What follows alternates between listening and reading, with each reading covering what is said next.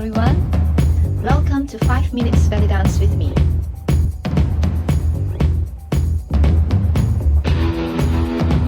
Hello everyone. So have you practiced with the scoop and open? Today we are going to work on a similar technique, but this time instead of just opening in front of you this way, we're going to scoop and we're going to throw it up. My hand movements, I'm going to actually use some of my arm movements to actually help me with the lifting or the throwing of the veil. So I'm using my elbow to go up this way, elbow up, and then fling with your wrist and the arm in front. So elbow up, and then fling it over, coming down. So down, fling, down, elbow. So I'm holding it up this way. My palms is like this, and I throw it up. My palms facing back. So now let's take a look at how this is going to work with the veil. When you're really using the veil, you're going to do some adjustments because you don't want your veil to basically fall on your face. All right. So what you're going to do is you're going to adjust your arm a little bit down. Okay. I'm not going to bring it too near my body because remember we have a force field around our body. So we don't want our veil to go too front. So scooping down. And when I bring it up, I'm going to bring it further away from me instead of just in front of my face this way. And when I bring it over, the veil is going to cover my face. So I do not want that to happen. My lipstick might get smeared on my veil. And you don't want that. So you're going to go down and then you're going to bring it up like this. So your hand, instead of high up this way, near to your body, you're going to bring it up a little bit. Okay, so that the veil falls in front and up. Okay, so this is the adjustment that we're going to do when you're holding the veil. So sometimes it's good for you to play with it to know how far a distance you need to bring it in front. Okay, so you scoop it down and up, scoop it down and up. Okay, let's try with the other side. I'm going to face the mirror so you can see.